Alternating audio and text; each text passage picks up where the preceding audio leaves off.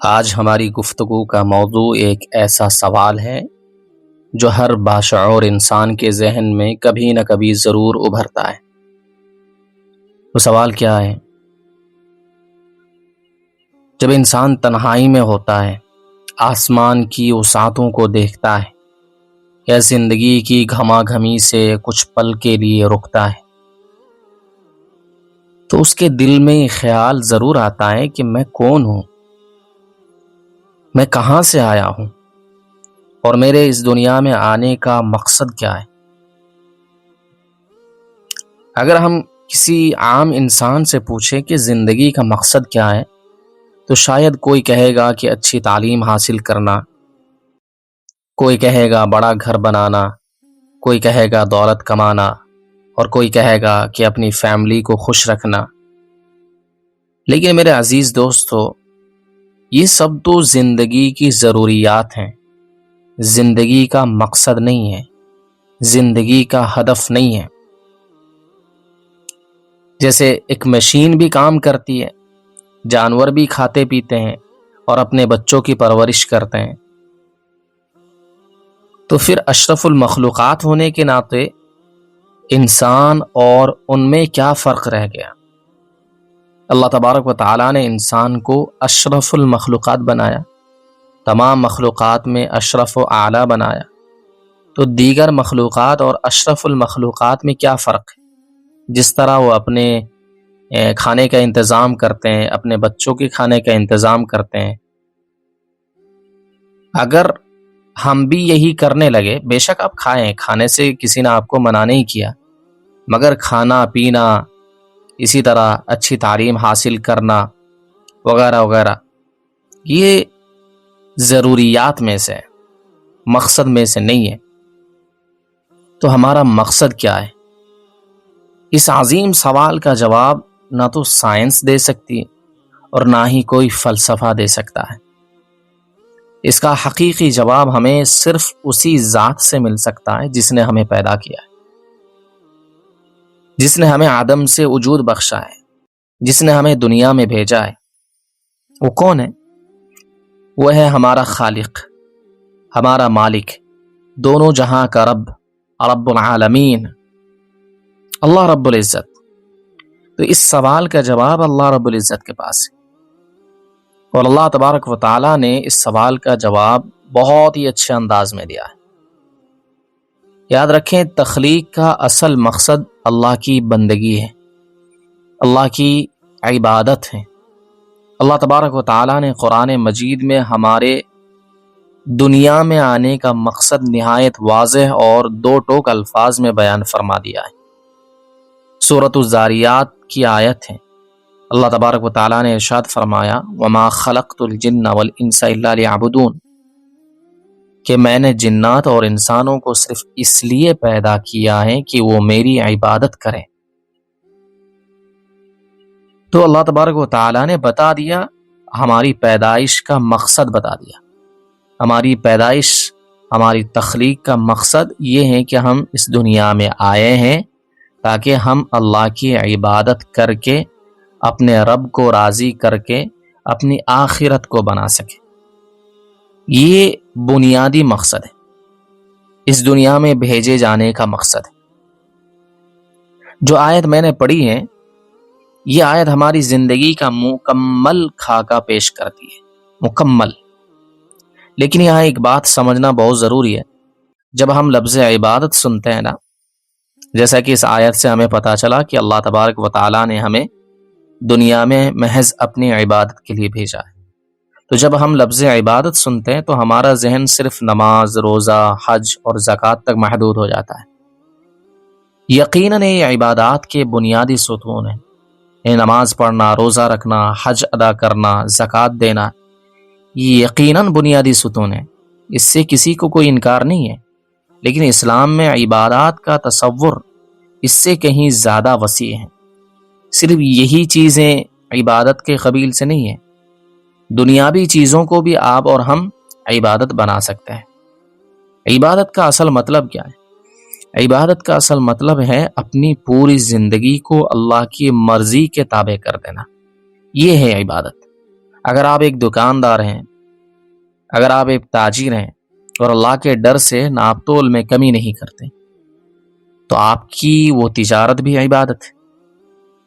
اگر آپ ایک طالب علم ہیں، ایک اسٹوڈنٹ ہیں اور اس نیت سے علم حاصل کر رہے ہیں کہ کل کو انسانیت کی خدمت کریں گے تو آپ کی پڑھائی بھی عبادت ہے، آپ کا علم حاصل کرنا عبادت ہے۔ اگر آپ اس نیت سے علم حاصل کر رہے ہیں کہ تاکہ میرا رب راضی ہو جائے اور میرے علم سے دنیا کو فائدہ پہنچے، قرآن اور حدیث کے علم کو میں دنیا تک پہنچاؤں، اسلام کے احکام کو، اسلام کی تعلیمات کو ہم دنیا تک پہنچا سکے، اس لیے میں پڑھ رہا ہوں، تو آپ کا پڑھنا عبادت ہے، آپ کا علم حاصل کرنا عبادت ہے، آپ کا رات جاگ کر پڑھنا عبادت ہے۔ یہ ساری چیزیں آپ کی عبادت بن جائے گی۔ اگر آپ اپنے بچوں کو حلال رزق کھلانے کے لیے محنت مزدوری کر رہے ہیں تو آپ کا پسینہ بہانا بھی عبادت ہے۔ بہت سے لوگوں کو پتہ ہی نہیں ہے کہ ہم جو محنت کرتے ہیں، روزانہ ہم جو محنت کرتے ہیں، کوئی کام کرتے ہیں، اس میں پسینہ بہاتے ہیں، محنت کرتے ہیں، مزدوری کرتے ہیں، شاید ہم سمجھتے ہیں کہ بس یہ صرف اور صرف پیٹ پالنے کے لیے ہوتا ہے، کسی طرح ہمارا پیٹ بھر جائے، گھر والوں کا پیٹ بھر جائے، اور یہی تھاٹ ہوتا ہے، یہی سوچ ہوتی ہے۔ اسی وجہ سے بہت سے لوگوں کو اپنے گھر والوں کے لیے مزدوری کرنے میں دقت پیش آتی ہے، پریشانی ہوتی ہے۔ انہیں لگتا ہے یار ہمیشہ دیکھو کمائی رہے، محنت کیے جا رہے ہیں۔ اگر ان کو پتہ چل جائے کہ گھر والوں کے لیے کمانے میں جو محنت لگتی ہے اور مزدوری کرنے میں جو محنت صرف ہو رہی ہے وہ بھی عبادت ہے، نہیں ہری بات سمجھ میں؟ اس لیے اپنے بچوں کو حلال رزق کھلانے کے لیے، گھر والوں کو حلال رزق کھلانے کے لیے محنت مزدوری کرنا بھی عبادت ہے۔ آپ کے بدن سے پسینہ نکلتا ہے، یہ بھی عبادت ہے۔ حتیٰ کہ مسکرا کر اپنے مسلمان بھائی سے ملنا اور راستے سے کسی تکلیف دہ چیز کو ہٹا دینا بھی عبادت ہے۔ شرط کیا ہے؟ شرط صرف یہ ہے کہ نیت اللہ کی رضا حاصل کرنا ہو، نیت صحیح ہونی چاہیے آپ کی، اللہ کے لیے آپ کام کریں، یہ آپ کی نیت ہونی چاہیے۔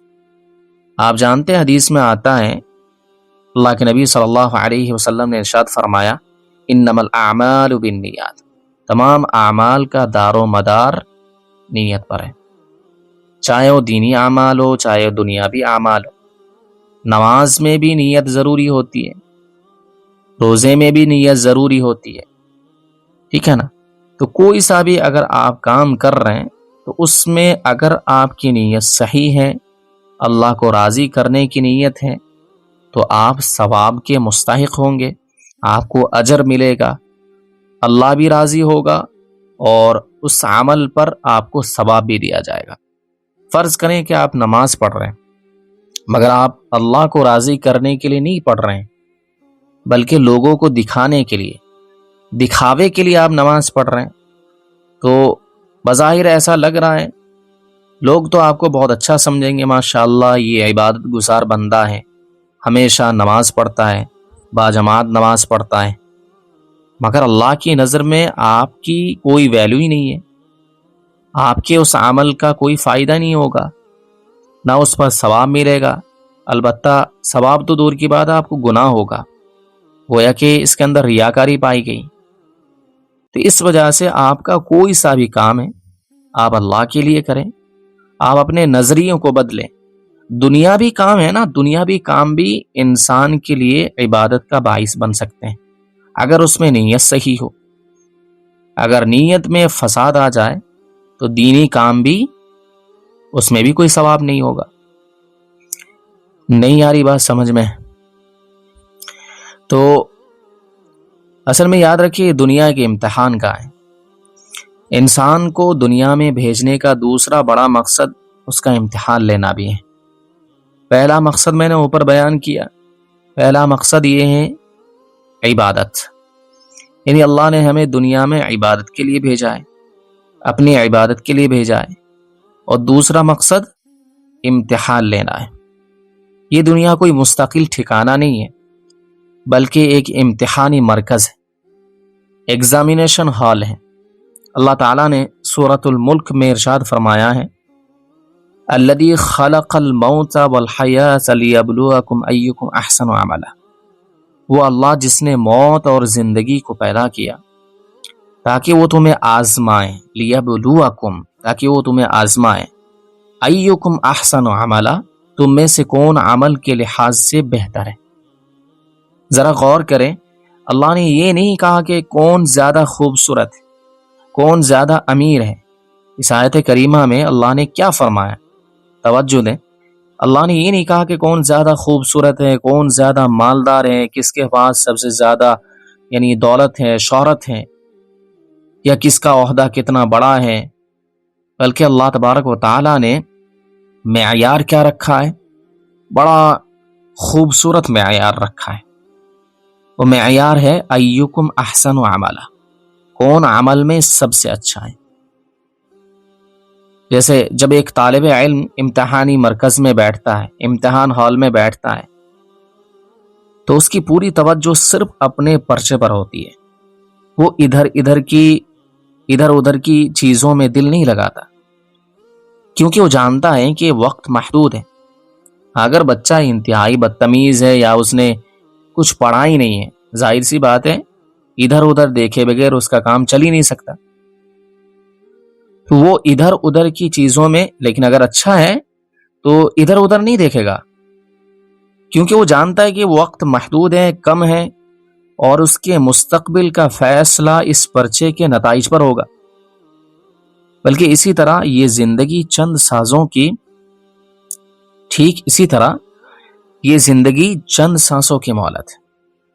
ہم سب امتحان میں بیٹھے ہیں، ہماری آنکھیں، ہمارے کان، ہماری زبان، ہماری دولت، ہمارا وقت، یہ سب وہ سوال نامہ ہیں جن کا ہمیں ایک دن جواب دینا ہے۔ نبی کریم صلی اللہ علیہ وسلم نے دنیا کی حقیقت کو ایک نہایت خوبصورت حدیث میں بیان فرمایا۔ آپ صلی اللہ علیہ وسلم نے ارشاد فرمایا میرا دنیا سے کیا واسطہ ہے، کیا تعلق ہے؟ میری اور دنیا کی مثال تو اس سوار جیسی ہے جو گرمی کے دن کسی درخت کے سائے میں کچھ دیر آرام کے لیے رکتا ہے، پھر اسے چھوڑ کر اپنی منزل کی طرف چل پڑتا ہے۔ کیا کوئی مسافر راستے کے درخت پر اپنا پکا مکان بناتا ہے؟ ہرگز نہیں۔ تو پھر ہم کیوں اس دنیا میں ایسے مگن ہو گئے جیسے ہمیں کبھی موت ہی نہیں آئے گی؟ تو یہ دنیا ہے، مسافر خانہ ہے، یہاں سے ہمیں بھی سفر کرنا ہے اور آپ کو بھی سفر کرنا ہے، ہر کسی کو چلے جانا ہے۔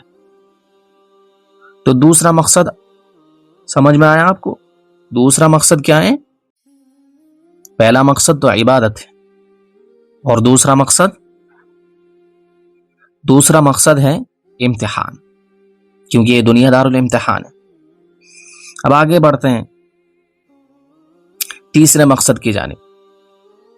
زمین پر اللہ تبارک و تعالیٰ نے ہمیں پیدا کیا، اس کی ایک وجہ یہ بھی ہے، ایک مقصد یہ بھی ہے، ہماری پیدائش کا ایک اور عظیم مقصد زمین پر اللہ کی خلافت اور نیابت کا حق ادا کرنا ہے۔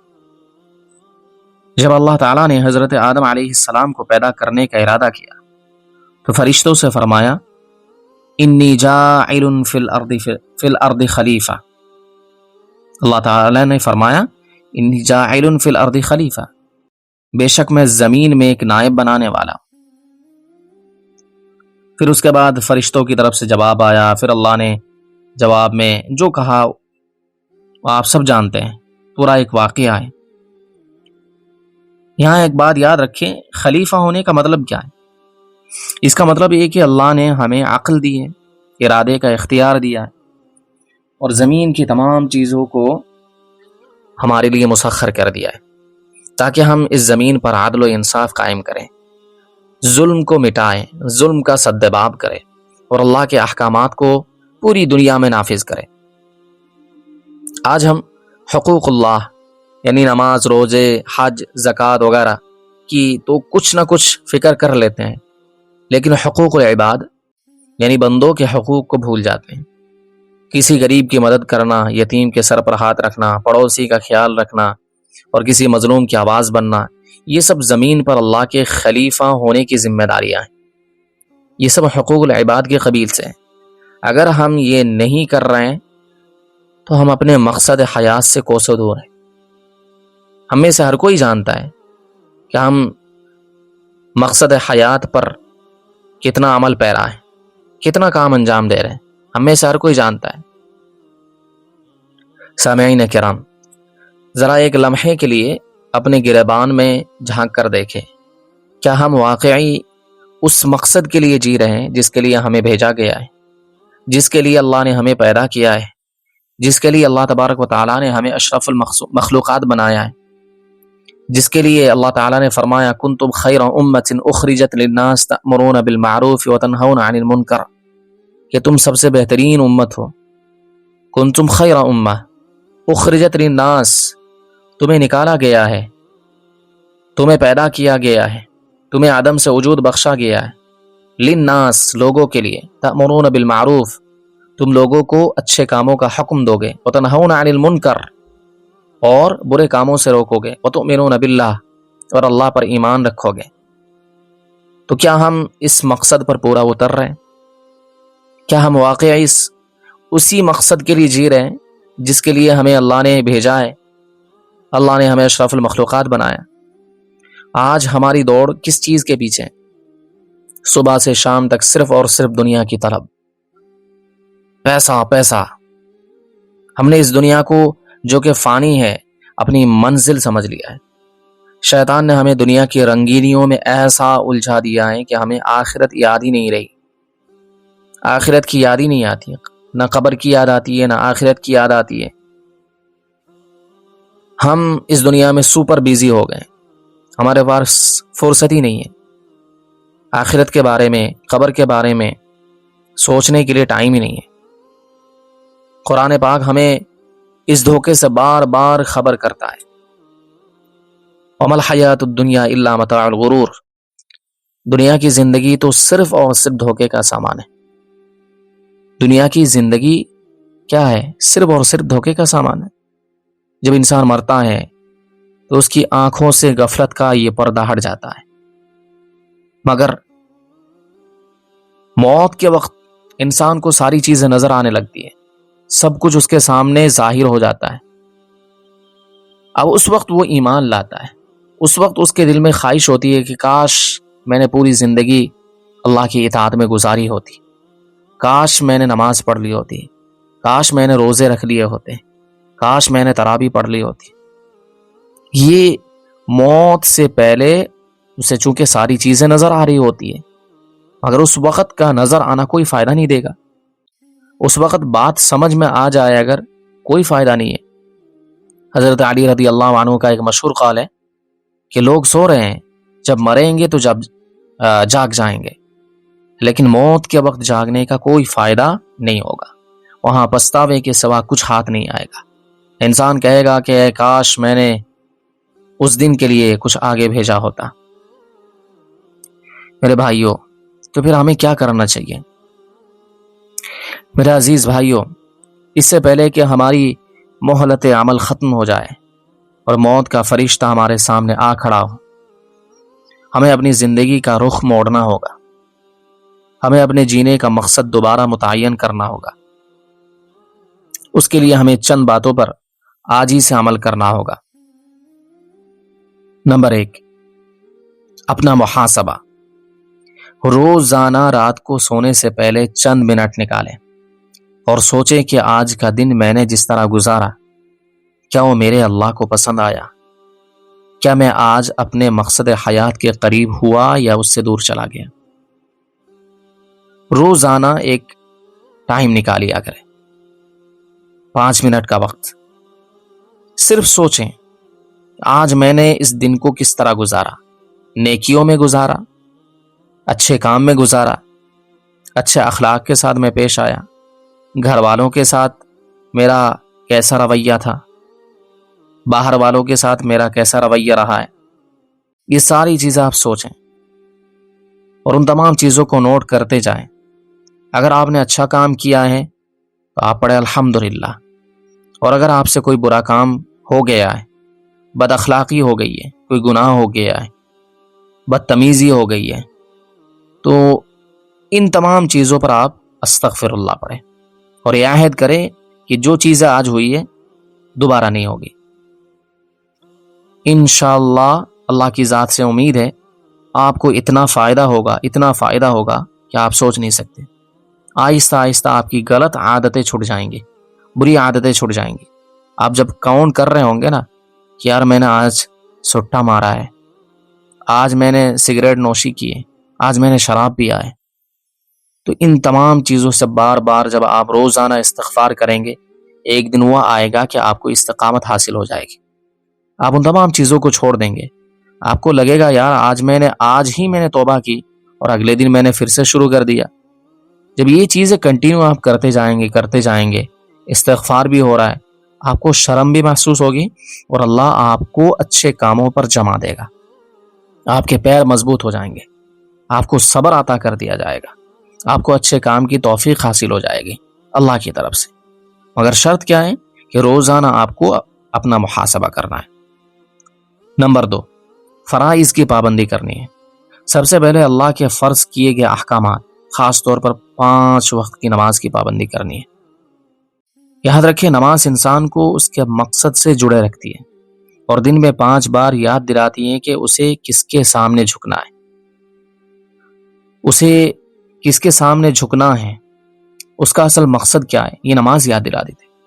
اور نماز انسان کو گناہوں سے، بدکاریوں سے، بد عادتوں سے، بری خصلتوں سے روکتی ہے. ان الصلاۃ تنہی عن الفحشاء والمنکر. اس وجہ سے 5 وقت کی نماز پڑھنی ہے. زیادہ اگر آپ کچھ نہیں کر پا رہے ہیں، عبادتیں زیادہ نہیں کر پا رہے ہیں، تہجد نہیں کر پا رہے ہیں، کم سے کم فرائض کی پابندی ہونی چاہیے. فرائض، واجبات اور سنن. تو فرائض کی پابندی، واجبات کی پابندی اور سنتوں کی پابندی، یہ کام آپ کو کرنے ہیں. اگر زیادہ نہیں کر پا رہے تو کم سے کم یہ کام کرنے ہیں، تو آپ سب سے بڑے اللہ کے ولی بن جائیں گے اس دور میں. اگر آپ تہجد نہیں پڑھ پا رہے ہیں، اوابین نہیں پڑھ پا رہے ہیں، چاشت کی نماز نہیں پڑھ پا رہے ہیں، اشراق نہیں پڑھ پا رہے ہیں، کوئی مسئلہ نہیں، نہ پڑھے تو آپ 5 وقت کی نماز پڑھیں اور اپنے آپ کو گناہوں سے بچائیں، حرام کاموں سے بچائیں، حرام ریلیشن سے بچائیں. تو انشاءاللہ العزیز آپ سب سے بڑے متقی اور پرہیزگار انسان بن جائیں گے، اللہ کے پیارے اور مقرب ترین انسان بن جائیں گے. اسی طرح تیسری چیز ہے دنیا اور آخرت کا توازن. اسلام دنیا ترک کرنے کا حکم نہیں دیتا. ہمیں اور آپ کو لگتا ہے کہ اسلام صرف یہی چاہتا ہے کہ 5 وقت کی نماز پڑھیں، اس کے ساتھ ساتھ 24 گھنٹے مسجد میں گزاریں. اسلام تو آپ سے یہ ڈیمانڈ نہیں کرتا کہ آپ ہمیشہ اللہ اللہ اللہ اللہ اللہ کرتے رہیں، دنیا چھوڑ دیں، ٹھیک ہے نا. جس طرح بابا لوگ پہاڑوں پہ چڑھ کر تپسیا کرتے رہتے ہیں، ٹھیک، تو اس طرح کریں. اسلام تو آپ سے یہ طلب نہیں کرتا. اسلام آپ سے یہ بھی طلب نہیں کرتا ہے کہ آپ جو ہے نا اپنی پرسنل لائف نہ جیے. ایسا نہیں ہے. اسلام کی ڈیمانڈ آپ کو سمجھنی پڑے گی. بہت سے لوگوں نے اسلام کو ویسے ہی بدنام کر رکھا ہے کہ ان کے اسلام میں کوئی فریڈم ہی نہیں ہے، انسان جی نہیں سکتا. پردے کو لے کر بدنام کر رکھا ہے کہ ان کے یہاں تو عورتوں کو کوئی آزادی نہیں ملی ہوئی ہے. ایسا نہیں ہے. تو اسلام دنیا ترک کرنے کا حکم نہیں دیتا ہے. حلال کمائیں، بہترین زندگی گزاریں، لائف کو انجوائے کریں، مگر حلال کے دائرے میں رہ کر. اس جملے کو کبھی نہیں بولنا ہے. حلال کے دائرے میں رہ کر آپ اپنی زندگی کو انجوائے کر سکتے ہیں، مزے کر سکتے ہیں، حرام کی طرف نہیں جانا ہے. اسی کے ساتھ ساتھ ایک بات یاد رکھیں کہ دنیا کو اپنے دل میں نہ اترنے دیں. دنیا ہاتھ میں ہونی چاہیے، دل میں صرف اللہ کی محبت ہونی چاہیے. پیسہ بے شک کمائیں مگر پیسے کی محبت دل میں نہیں اترے، ٹھیک ہے. دنیا کی ساری چیزیں جو رہائش کے لیے ضروری ہے، آسائش کے لیے ضروری ہے، آرام کے لیے ضروری ہے، ٹھیک ہے، مانتے ہیں. آپ پیسہ بھی کمائیں، ان چیزوں سے لطف اندوز بھی ہو، مگر ان چیزوں کو دل میں جگہ نہ دیں. میری باتوں پر غور کرنا، بہت اہم بات ہے کہ ساری چیزوں سے آپ لطف انداز ہو سکتے ہیں مگر ان تمام چیزوں کو دل میں نہیں جگہ دے سکتے، ٹھیک ہے. تو پھر آپ کی دنیا بھی ہے آپ کے ساتھ اور آخرت بھی ہے. آپ دنیا میں بھی کامیاب ہوں گے اور آخرت میں بھی کامیاب ہوں گے. دنیا بھی آپ جی رہے ہوں گے اور آخرت میں بھی آپ کو مزے ہی مزے ہیں. اسی طرح ایک اور چیز ہے، قرآن سے اپنا تعلق مضبوط کریں. ہم کس طرح اپنا مقصد جان سکتے ہیں؟ اگر ہم اس کتاب کو نہ پڑھیں جس میں ہمارا مینول لکھا ہے، جس میں ساری چیزیں لکھی ہیں، آپ کو پتا کیسے چلے گا کہ آپ کی دنیا میں آنے کا مقصد کیا ہے؟ قرآن پڑھیں گے تبھی تو پتا چلے گا، کیونکہ دنیا میں آنے کا مقصد صرف اللہ نے بتایا ہے. تو اللہ نے کیا بتایا، کیسے پتا چلے گا ہمیں؟ قرآن پڑھنے سے ہی پتا چلے گا. تو اس وجہ سے قرآن پڑھا کریں، علماء کی مجلس میں جایا کریں، علماء کے بیانات سنا کریں. اگر آپ بیان سن رہے، اس کا مطلب یہ ہے کہ آپ کے اندر دلچسپی ہے، آپ اسلام کو جاننا چاہتے ہیں، اسلام کے احکام کو جاننا چاہتے ہیں، پھر احکام کے مطابق اپنی زندگی گزارنا چاہتے ہیں، نبی کی سنتوں کو جاننا چاہتے ہیں. یہ تو اس کی علامت ہے، اور یہ بہت اچھی علامت ہے.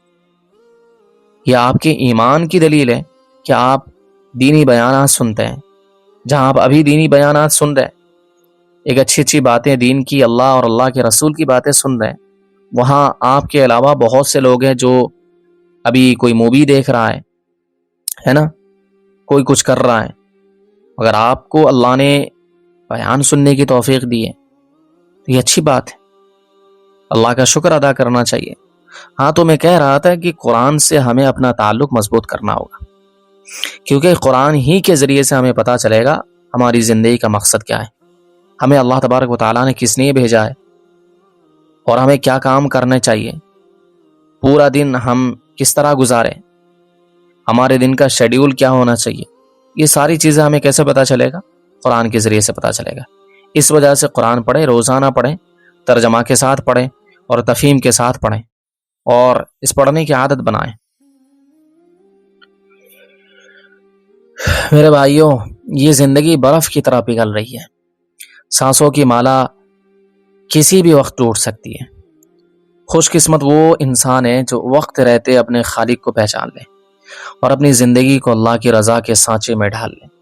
اگر ہم نے اپنے مقصد کو پا لیا تو دنیا کی تکلیفیں بھی ہمارے لیے رحمت بن جائیں گی، اور اگر ہم نے مقصد کو بھلا دیا تو قارون جیسی دولت بھی ہمیں سکون نہیں دے سکے گی. ٹھیک ہے نا؟ آج بہت سے مالدار ہیں، ایلون مسک، ڈونلڈ ٹرمپ، بڑے بڑے مالدار آج ہیں، مگر سکون نہیں ہے، سکون کی نیند انہیں نصیب نہیں ہے، کیونکہ ان کو پتہ ہی نہیں ہے کہ دنیا میں آنے کا مقصد ہی کیا ہے. اس وجہ سے ہمیں اور آپ کو دنیا میں آنے کا مقصد یاد ہونا چاہیے، ہم یاد کرتے رہیں. ٹھیک ہے نا؟